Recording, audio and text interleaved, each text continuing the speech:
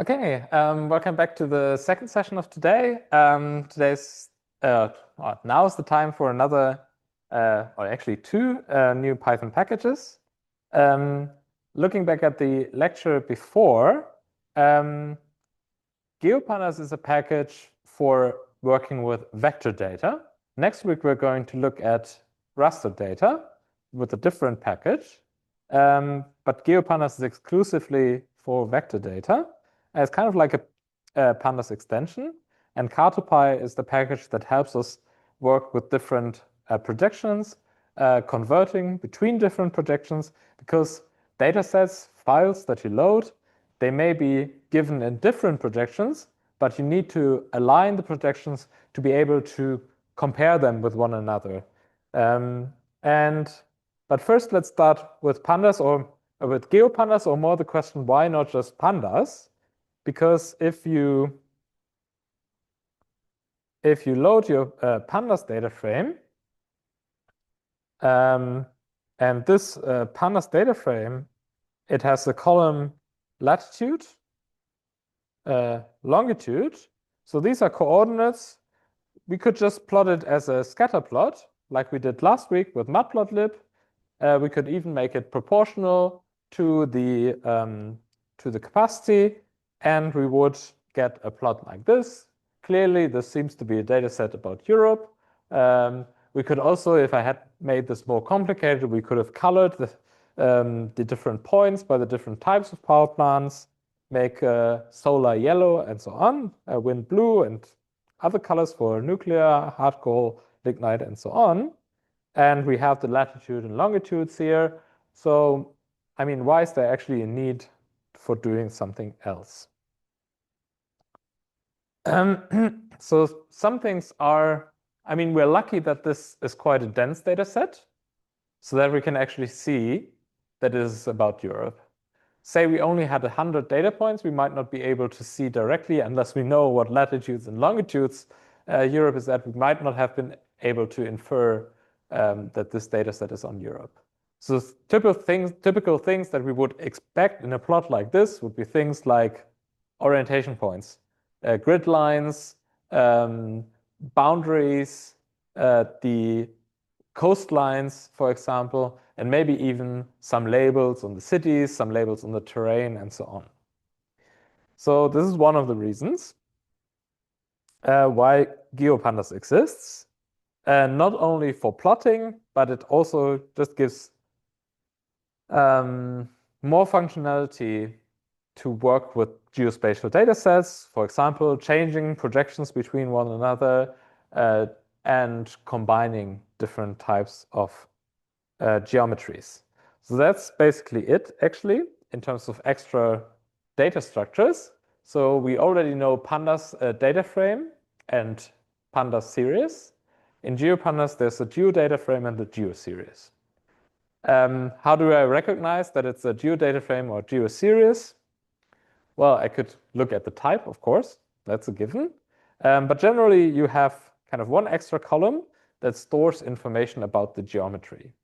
So for example, in our example before, the power plants, it would have a data column for the latitude and the longitude. In the geometry column, there would be a special type of object coming from another package that we won't go in detail about, Shapely, which could be here for the power plants, would be a point. So everything in this kind of purple column would be points, a data structure from the Shapely library that would just be able to, this library gives data structures for things like points, lines, polygons, and so on. And we can just access that to access kind of geographical functionality. Different types of data structures I already talked about in the lectures, but the most important one, points, line strings, so lines, and polygons. And there are also things like multi-points, multi-line strings, multi-polygons. If you have like more complicated setups where maybe, let's say, you have so one prime example is different countries. Countries maybe have islands that are not part of the mainland of the country. So this could be an island, this could be the main part of the country, and then maybe there are also some things like, I don't even know the English terms, where kind of part of another country lies inside a country, so you can also have hollow elements, like a part of Switzerland is surrounded by Italy, things like that. But in principle, points, line strings, polygons are the most important, and the rest is just combinations of that or kind of sets of that. How do we use geopandas? Well, we import it, typically as GPD. And then in this case, we already have a pandas data frame given, and that's, I think, a very common mode of operation where you actually have a CSV file of power plants or some other points where you have columns longitude and latitude, and you want to convert that to proper geometry objects. There's a function that helps you do that, the points from XY function, where you just, pass the longitude and the latitude columns, and that will transform that into so-called geometry array, which is just pretty much like a list of shapely objects that are shown like this, kind of capital letters, a type of geometry, and then the coordinates, latitude and longitude and latitude. And then we can take our pandas data frame, PPL, into a geopandas constructor. And in addition, we provide the geometry, so what we calculated just before, plus an ominous number for the CRS. CRS, as a reminder, stands for Coordinate Reference System. This gives us information about the projection. You have these coordinates here, longitude and latitude. They stand for degrees north, degrees south, degrees east, degrees west. And that's one type of projection. In particular, is projection with the ID 4326. So these projections, they typically have some form of code. There are different providers for this type of code. The code 4326 means latitude, longitudes in degrees northwest. It's got also the so-called WGS 84 system, and that's the most common one. But the important thing is that you have to specify that, because the combinations 7.324 and 52.473, it could mean different things in different projections. I could put another number here, and this specific shape object would mean something completely different. So it's important if we're creating new geodata frames that we provide the coordinate reference system this data is given in. And then once we have that, we can always convert that to another coordinate reference system with the function 2CRS. And then EPSG is kind of one of the providers of the different, like a catalog of the different projections. And we could convert it to 3857. And of course, I mean, I maybe know a couple of them by heart, but in reality, or in most cases, you would kind of go to a website, look up what projection you want to use. In many cases, the information about the projection, you don't need to do that manually, but if you directly load a geodata frame from a geospatial file, like this GeoJSON file, for example, this information is also stored in that, so you don't need to set that manually. Okay, so now our GDF hat looks pretty much the same as our power plants from last time, but if I go all the way to the end, I can see this extra column, and that's exactly this kind of purple bit I showed at the beginning. And I can also just access the geometry column like any other column in the data frame. What I can do now, I can take our geodata frame, call the plot function. This is also matplotlib based by default. And I can say, okay, maybe let's do it step by step. First, do nothing. Then we get a plot that is very similar to the one we had before. We didn't gain much. Maybe the call is a bit shorter, if anything at all. We can specify the column, and that would specify a column to color things by. Still quite messy. We can control the marker size and make the marker size proportional to the capacity, like we did in the beginning. And now we have a little bit more information like at the beginning, but still no coastlines, no country boundaries, no grid lines, and so on. But the nice thing is we can also run gdf.explore instead of plot, and that will, depending on the internet connection here, it should bring up an interactive version. Let's see. Should. I think it's also part here. So let's use that. Kind of an interactive version where you can zoom in, and it's a bit slow now, but you can zoom into Scotland, for example, Edinburgh, and find out here, there's a power plant here. Let's see if it can stay. And we can see all the different columns of that row. You can see, okay, it's a nuclear power plant, steam turbine in the United Kingdom with this and that capacity. It was built then, retrofitted then, and will go out of operation in 2030. It can be quite useful if you want to explore a new geospatial data set to just run a gdf.explore, which will show you, which lets you kind of explore data based on the spatial location, which you cannot do in the pandas data frame itself, where you would have to kind of go through the different rows. Okay. Now this data set, going back to the Matplotlib static version, it's given in this latitude, longitude projection. But say now that we want to provide this data or plot this data in a different projection. What do we do? And for that, cartopy comes into play. Really, just the Python package is really just made for projections, nothing else. Projections and providing things like coastlines and country boundaries for orientation.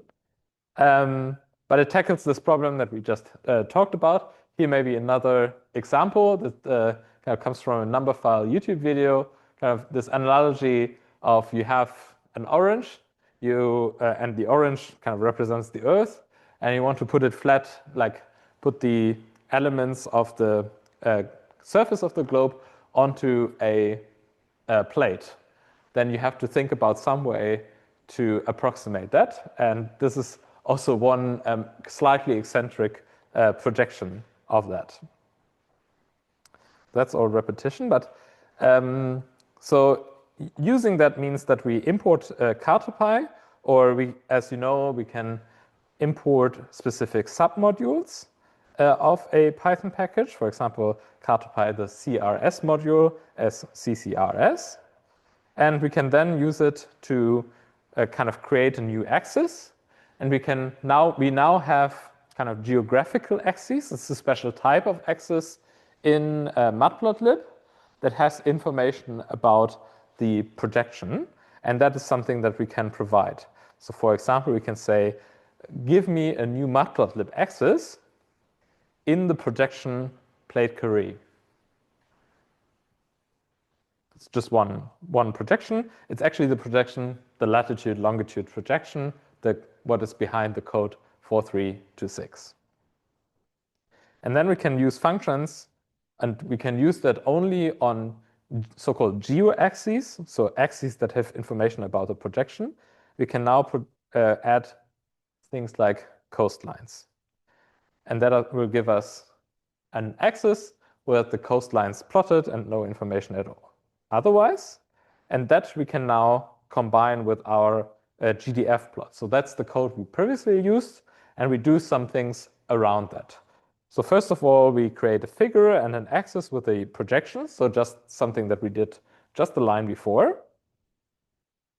And add the coastlines, also something that we added before. Let's maybe start with that. And that will give us some points of orientation. We can add other elements to that. For example, we can add borders in gray, or we can add borders in red, also possible. Can make an ocean in blue, and the land color should be maybe in, I don't know, yellow. It's probably not a good idea.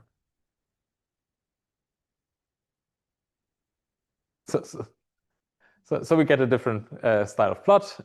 Color choice may be a bit eccentric, but gives you some choice at least, and some additional points of orientation that you can choose.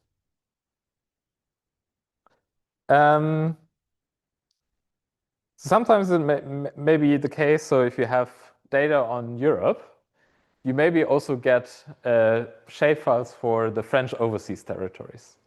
And it doesn't make a lot of sense if you actually want to have a plot focused on Europe, but you still have kind of these overseas territories in the data set. It doesn't make sense to basically plot the whole world, because then you don't see anything anymore and you lose focus.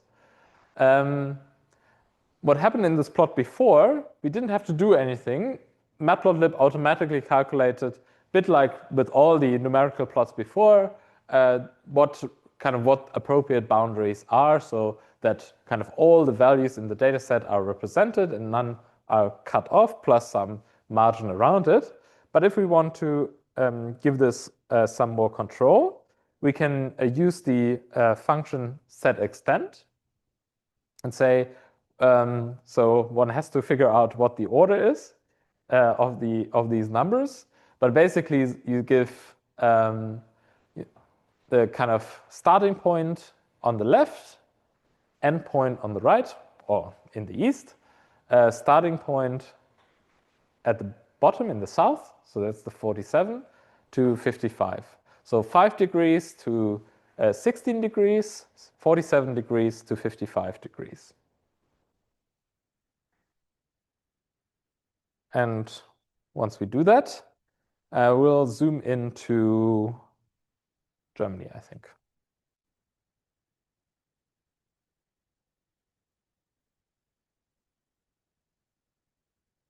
No, it's a bit slow today. Okay. Right. And we retained the same coloring as before, but now we zoomed into kind of Germany.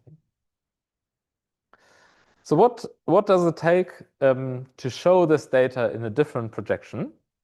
I showed you before, you can use the function toCRS, and you have the option to give some code to this function. Or you can also give this function some CRS object that comes from cartopy.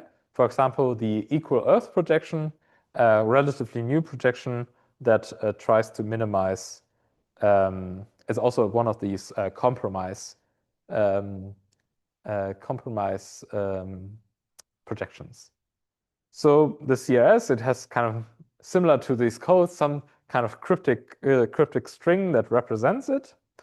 And I can take our GDF now, run this function toCRS, pass our CRS object that comes from cartopy, and when I now try to access the geometry and just the first few elements of that, I can see something that is still points, but the numbers are now completely different. And I'm not sure exactly what these numbers mean, but often they would be kind of in meters from the equator, for example. It could be a completely different unit. So before it was degrees. Now it could be meters or kilometers or something else, something completely different. Now, when we want to plot something,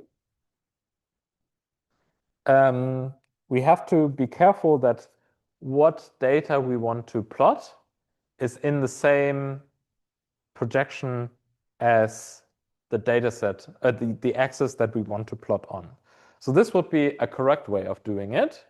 Again, it's pretty much the same we had before, only that, well, we use now our equal Earth projection here and also reproject our geodata frame to that projection.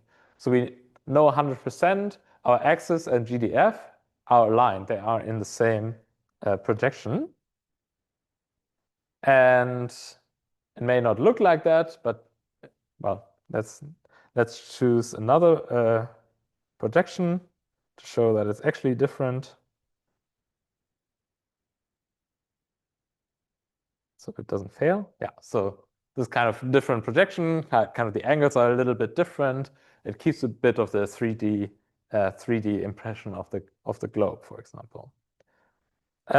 What happens if I forget the reprojection?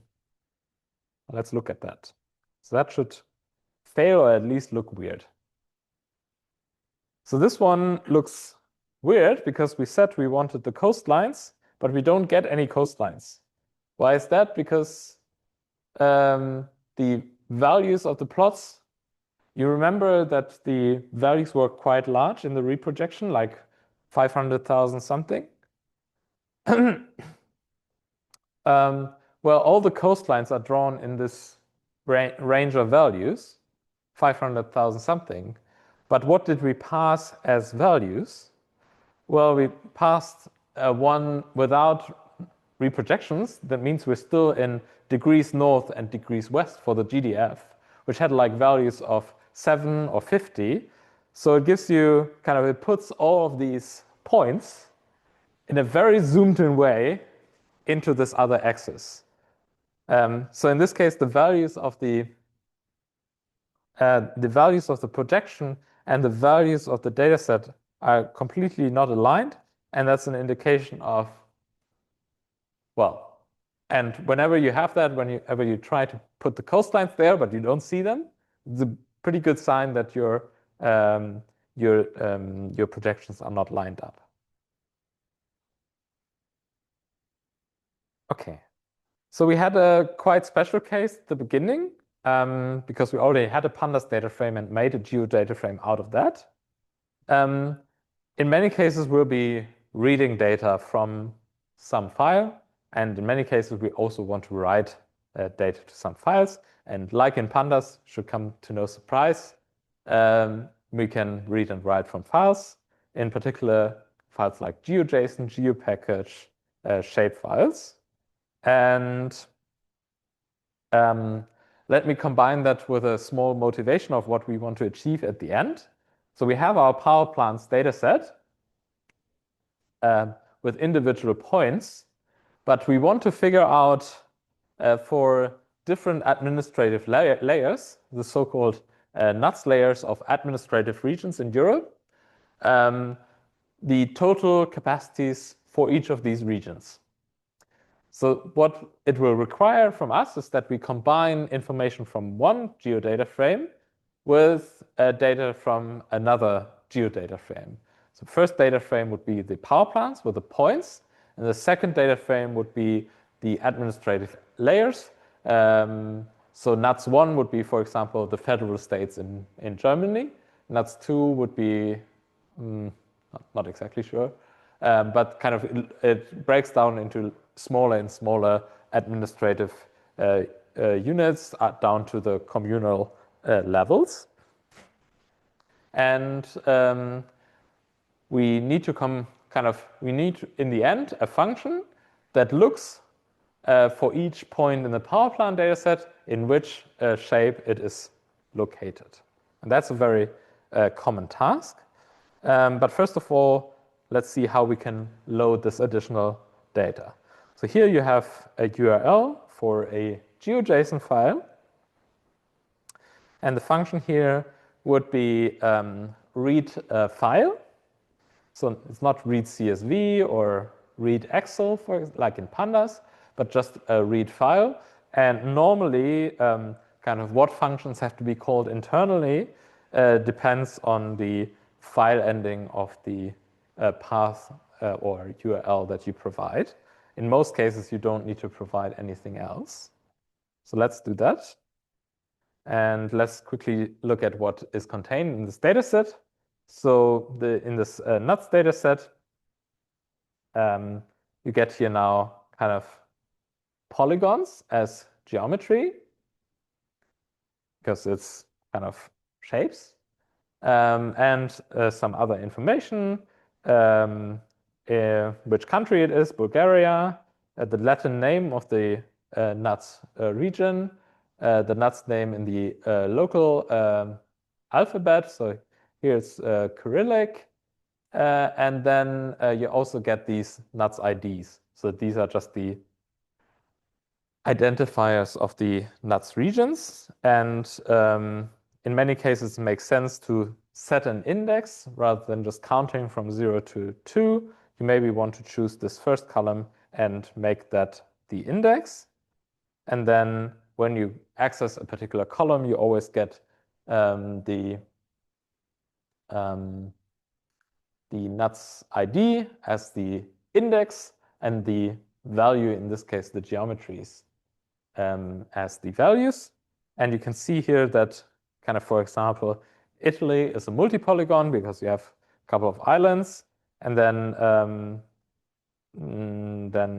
for example, this one region in Switzerland, it's just a one single connected polygon. And the way the polygons are defined, they basically kind of sequences of points. Just the points that are connected by straight lines. And if you want a high resolution data set, you just have many points. You do more points next to each other. Okay, before I told you, in many cases, the data sets, geographical data sets, the coordinate reference system will be stored in files. This is to show you that that is actually the case. You can see some familiar things. You already see here from the values quite similar to the ones we looked at before. So it's no surprise that the it's also 4326 or WGS84 as the projection. And then there are some useful functions. For example, you can access the total bounds. So from kind of what's the furthest point east, what's the furthest point west, east, west, north. No, sorry. I think the order is, I think it's different here. So I think it's, this one goes from east, south, no, sorry, that's wrong. West, south, east, and north. So yeah, that's a bit of a pain point in Python, that different packages or even different functions in the same package sometimes just have it in a different order. Yeah, and one needs to look up the documentation of these functions of what they return. But here you can see if it goes from -63, that includes some French overseas territories in South America. Okay, what you can also see in this data set has this column here, level code.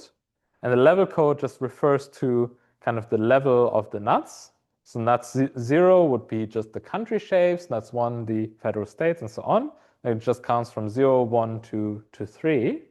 And if we want to access now a particular level, for example, nuts 1 level, that would be the federal states, we can, for example, use the query. We say we want to query everything where the level code is 1. And we can also explore that, and probably that's also not going to work. So let's jump to the precompiled version. So that would give us just kind of shapes of the different federal states like Berlin, Brandenburg, and so on. And this, in principle, we now have narrowed it down to nuts 1 level. We could store that as a separate GeoJSON file. And we can also, in principle, look at how that GeoJSON file looks like, although it will not be super insightful. So this is what it looks like under the hood. You have like kind of lots of curly brackets, but basically each row is one shape with the different attributes. And in the end, you will have kind of this geometry, what type it is, what the corresponding coordinates are, lots of different brackets, I know, but what I want to show you is that here's where the coordinate reference system is stored.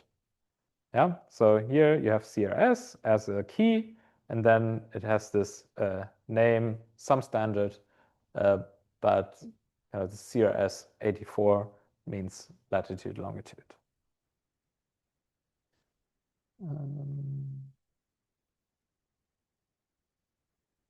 Okay, back to the notebook. What happened now?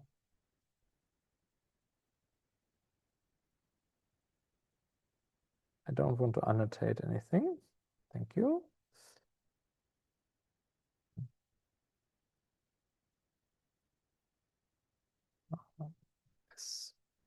Okay, great. And of course, we can then use, for example, the OS package to also remove these files again. Now, functionality-wise, what can we do? Once we have the shapes, we can calculate things like areas. We can also calculate buffers around areas. And for these things, so take, for example, you have a shape of a building, and you want to make a 1,000-meter buffer around it. You need the projection to be something that is given in units of meters for the value that you pass to make sense. In Europe, one common equal area projection is the 3035 projection. A global alternative is the so-called Mollweide projection.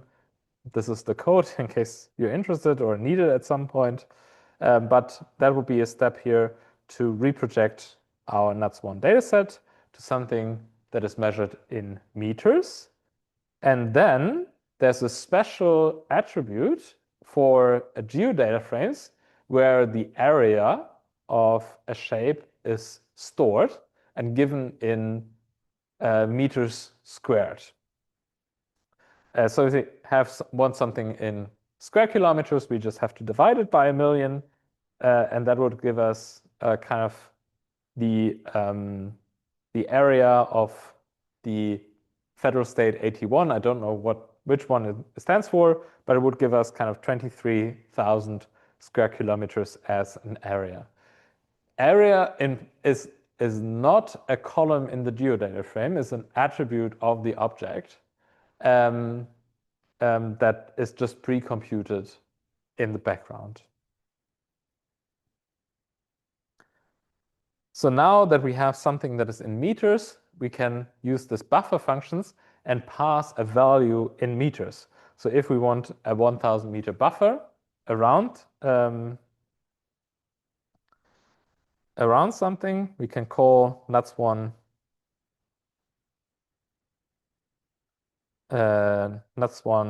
buffer 1,000 and explore that. And since it's not loading, I can show you how the buffer looks like. So for that, we have to zoom in a bit. But now we have basically each of the shapes expanding a bit into the other. So that's why we have here some overlaps between the different regions. So the overlap is actually going to be, so the darker shades here are actually going to be 2 kilometers. Because kind of you have each shape migrating 1,000 meter into the other.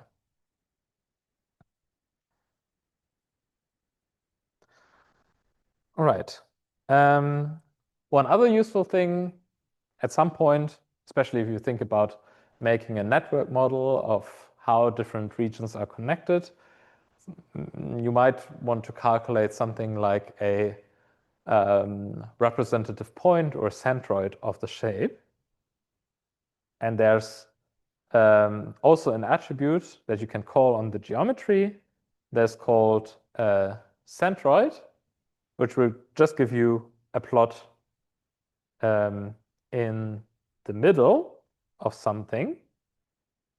And one problem with the centroid is, so especially, for example, in countries like Croatia, where you have kind of big curvature, and actually the geographical center is not part of the country, it's part of another country, can be a bit of a problem, or it can look weird if you have kind of tried to make a representative point for a country, but it actually doesn't lie in the country itself. So there's also a function called representative point that would let you would give you a shape that is inside, or a point that is inside the shape it tries to find representative point for. And I don't know if it's maybe a bit difficult to see, but for Croatia here, the point moved a bit so that it's kind of contained inside the shape. Okay. Anyway, small excursion between centroids and representative points. But what do you need then, or what can you use the representative points for? Well, you can calculate, for example, things like the average distance between two regions. There's also a distance method called .distance to calculate this. So take, for example, Germany here. You have kind of one point here for each federal state. And say you want to calculate the kind of matrix of differences between, you want to calculate the difference between Bavaria to all the different other states. You want to calculate the difference of Berlin to all the different other states. You have to do this slightly complicated construct, but let's break that down. So the core here is that you have a set of points. So that's kind of like a geometry column of the geodata frame, for example, where you want to calculate the distance to one particular point. And because we want to calculate that for multiple different points, kind of we iterate over the points to calculate the distance to. And if we do that, we get kind of this matrix. You can see kind of diagonal. That's, of course, 0, because the distance of a federal state to itself should be 0. And then, and then close by federal states have kind of smaller distances, of course, than others. And that can be one use case for that, for example, is to,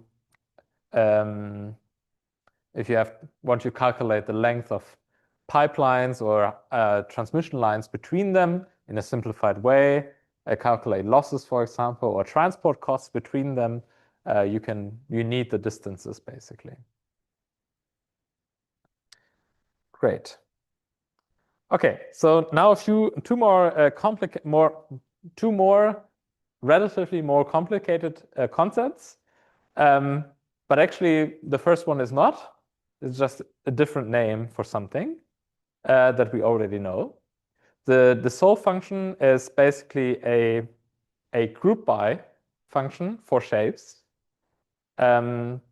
Say, for example, we have our NUTS1 list of federal states, shapes of federal states, and we call the dissolve function, and we want to dissolve by the country code. What we get out of that is a data set with merged shapes for each country. Yeah, so let's just not plot it. So if we take NUTS1, this one has 125 entries for the different federal states. If we call dissolve on this country code, like AT, EL, EE, then we only get something like, say, 35 entries, one for each of the countries. and each one just is the shape of the whole country. So dissolve is like a group by on the shape and kind of merging the shapes that are associated with the same kind of dissolve argument, in this case, the country code. Yes, there's a question.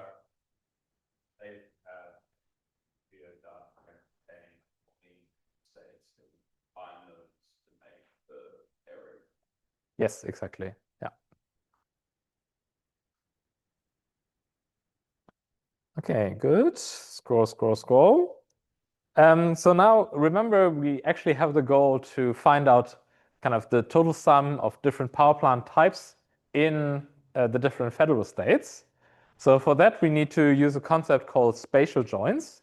And that is really just kind of processing, merging, joining data from different geospatial data sets based on their geometries. And for that, we can use this so-called S-join function, stands for spatial join. And this function evaluates geometric objects based on their relation to one another. So relations could be a shape overlaps with another shape. A shape is contained within another shape. A point is in another shape. And that's one thing that we're looking for now, because we have power plants, these are points, and we look at points that lie within shapes.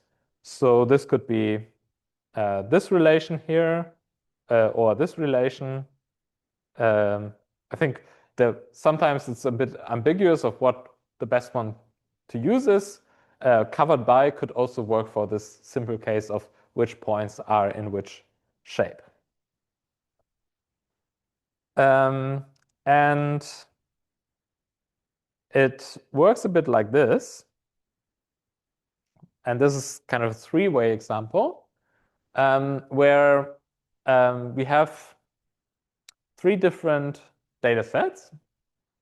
One kind of with addresses, floor area, so that's completely not energy related, but buildings related. So one with the address, the number of rooms, floor area. The other that describes kind of what the land use is. The other has the shapes of the buildings and describes what the construction year is. Has different data, as well as the data whether it has an elevator or not. And in the end, it would be each of these has different data, and they don't have, let's say, they don't share an ID based on which we can merge.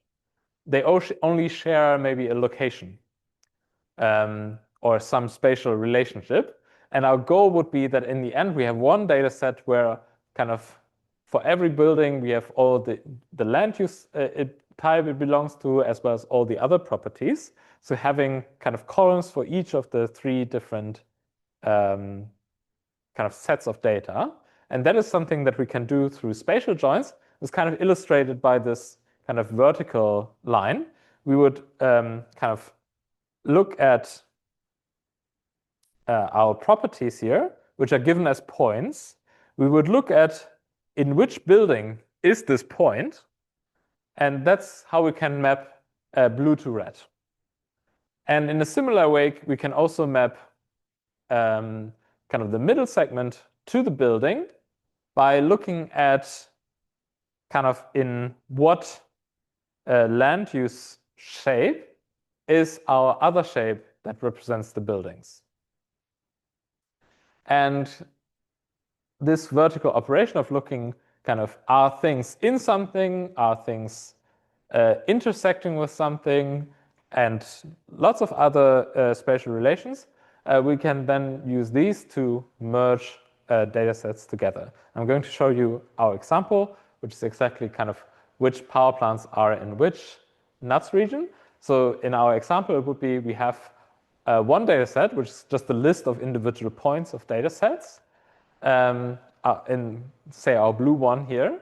And we have this NUTS shapes. We want to know which NUTS ID it is in. That would be something that is maybe in the red data frame. And by looking at what power plant point is inside nuts shape, we can get this information, a column for the nuts ID or the nuts name. Okay, so let's do that. But let's do that for a subset, just for the hard coal power plants. And again, let's remember that once we do these spatial joins, we need to really ensure that both are in the same projection so that the points are actually comparable. So let's do reprojection and filtering by different fuel type. And quickly plot that. Yeah. And now we just go for each of the points, which of these shapes does it belong to? And for that, we can run the sjoin function just, for intersecting operations, which is the default. So relatively straightforward. You take the first one, our power plants, and you want to join it with the nuts1 regions. And what you get out is now a joined geodata frame, which keeps as ID the ID of the power plant and keeps also kind of all the different columns of the power plant. But now we also get the matched shape, the matched region it belongs to. We get the nuts ID, the level code, the country code, kind of all the things we only know from this other data set. So we have now combined exactly this combination of blue and red, like in this example here. And now we're back to pandas basics. Now we have access to more columns that are mapped spatially.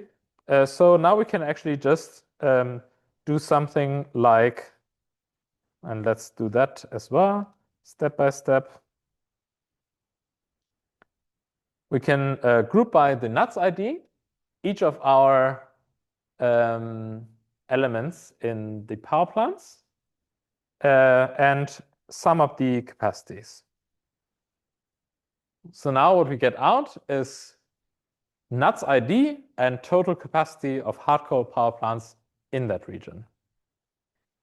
And then we can just process that in any way we like, for example, sort it and convert it to gigawatts.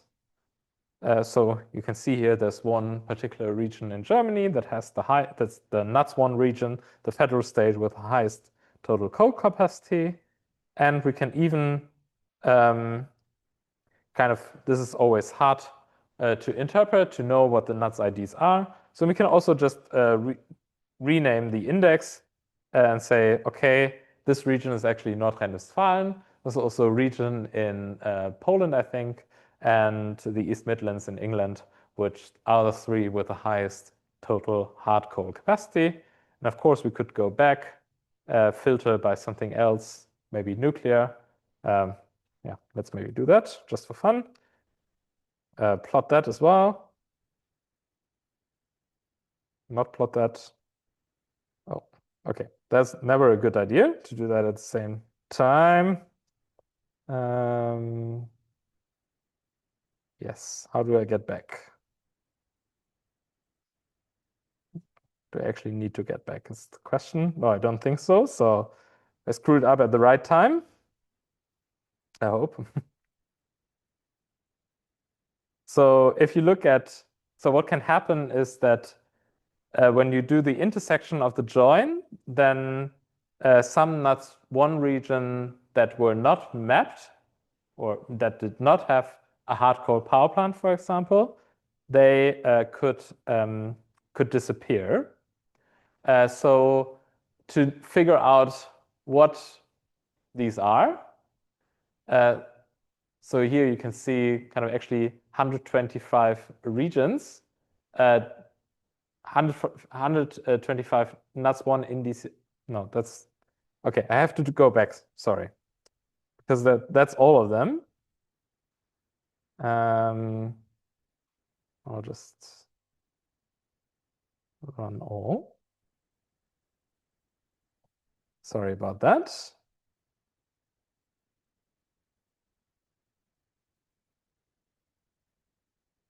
Okay, so we're back to the start, just with the nuclear power plants. Here you have now some French region with the highest, and there will be some not three. Oh, okay. Ah, okay, but okay, didn't work out. Never change the system. But in principle, it can be that some nuts regions do not appear. You can find that out by comparing the index of your original nuts1 dataset and your capacity index dataset.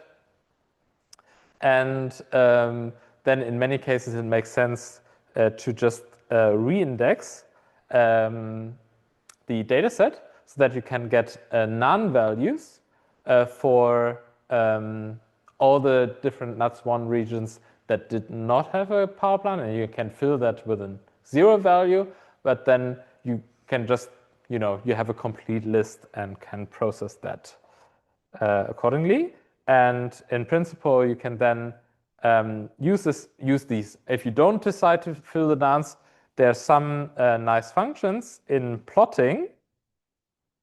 So this is just our regular setup of plotting. But for example, here in the plotting of nuts1, we now have the information about the total capacity that we can pass as a column, just as a panda series. And when we do the reindexing and we have a lot of none values, we can add special handling for the none values. For example, we can say the background color should be light gray, the edge color should be red, and it should be hatched so that we can clearly mark the areas that did not have any hard coal capacity. Yeah. So just a way of dealing with missing data. Okay, so that kind of was my introduction to GeoPandas. I would keep it at that for today. If you have any questions there, or it's a good idea to go through the exercises. You can go home, do them at home. You can also stay and do them here. I will stay around for a little bit longer to answer your questions. The exercises are about working with one natural protection data set in Denmark. And it's just a different, just explores a few different angles of working with geopandas. So that ends the kind of frontal part, and I'll stay around for your questions.